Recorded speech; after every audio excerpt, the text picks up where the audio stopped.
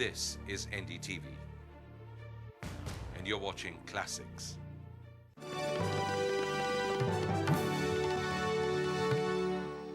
Michael, thank you ever so much for joining us in Talking Heads. Let me begin with the Chennai Test match. Has it been amongst the most gripping you've seen so far?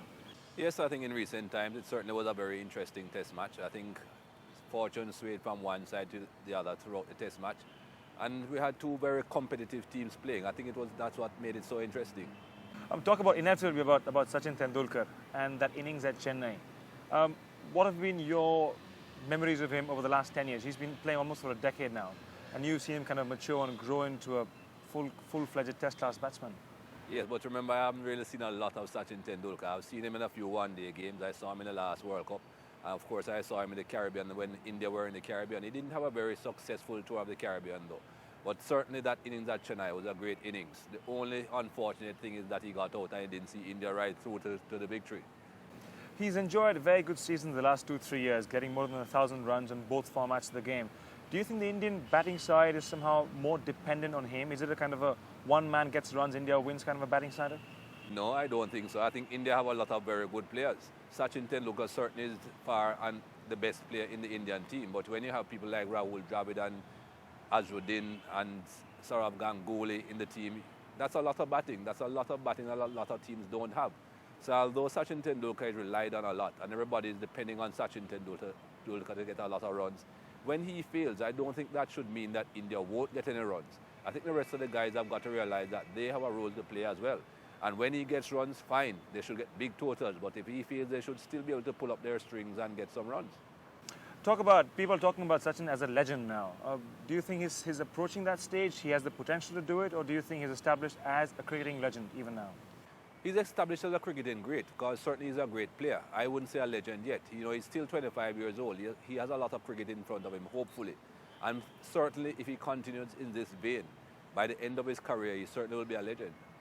How would you compare him? Bradman, W.G. Grace in that category, or more the Vivian Richards kind of category at the rate at which he's going? I haven't got a clue about Bradman and W.G. Grace. I've only heard people talk about those people. I don't like to compare people to people I've never seen.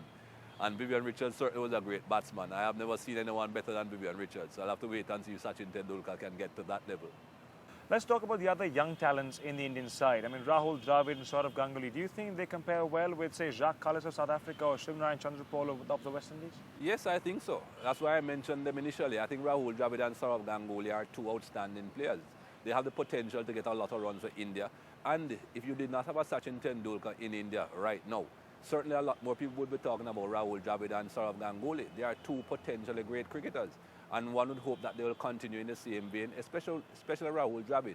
I know he has been coming under a lot of pressure in recent times because people seem to think that he bats slowly. But Rahul Dravid is a Test cricketer. And Test cricket is about spending time at the crease and accumulating your runs. Too many people and too many crowds, too many spectators get too accustomed to one-day cricket and the one-day cricket scenario of getting 100 and 120 balls. That is not Test cricket. In Test cricket, you're supposed to get 100 off 200 or 250 balls. That is what Test cricket is all about. And that is Rahul Dravid's style. I hope the pressure that he's feeling now will be eased off him so that he can settle down and play his natural game and become a very good player. Sourav Ganguly, he's a kind of a batsman who plays late middle order in a Test match, but opens the batting in the one-day internationals, quite similar to what Mark Waugh does. This is a kind of a trend of recent times. Do you think it's a good thing? How difficult is it for a good batsman to actually be able to cope with the demands of two different kinds of games? Well, that is what lets you know that a person is a good batsman, if he can cope with both. Great players will be able to cope with both. The mediocre players can't.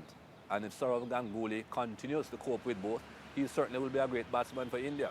That is how you tell class. People that are not one-dimensional, those are the class players. Now, you were obviously part of a very famous pace quartet from the West Indies. Did you at any time feel that playing and bowling with the other greats in your time also made you raise your game yourself? Well, I think the mere fact that I was playing with a West Indies team that was so successful really gave us the confidence every time to go out and perform. I had a lot of very good fast bowlers around me, and we never were competing against each other. We felt comfortable playing with each other because we went out there to get our job done, and whoever got the most wickets didn't really matter. The original four quartet that we had, where we had Andy Roberts, Colin Croft, Joel Garner, and myself, we never really competed. We just went out there to get our job done. We had to get 10 wickets in an innings, 20 wickets in a match, and if all of us got 5 to get the 20 wickets in a game, that was fine. If somebody got 15 and we all got 1 and 2 at the other wickets, that was fine as well. We just went out there to get our job done, and that was the great thing about our quartet. Let's talk about quicker bowlers of a different kind. Anil Kumble. I mean, he's a leg spinner who does not turn the ball too much, yet he survived more than close to a decade now in international cricket. Why is he so successful? Well, Anil Kumble doesn't turn the ball a great deal, but when he gets pitches that suit his type of bowling, he's a very dangerous bowler because of the mere fact that some of his deliveries won't turn and some of them will turn. And some of them will bounce and some of them will skid onto the bat, and that gives him variety. On a pitch, say in Australia, Anil Kumble would not be too effective on Australian pitches.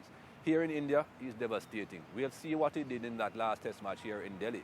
And the pitch certainly was conducive to his type of bowling. And under those conditions, he's a devastating bowler.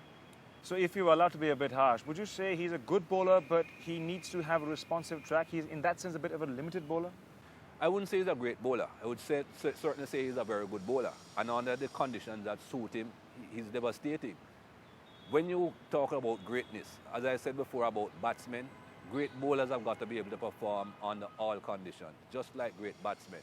But if when conditions suit you, you can get 6, 7, 8, 9 wickets. That is still good enough. That still means that you're an outstanding bowler. And this is the story with Anil Kumble. When conditions suit him, not too many batsmen have a chance.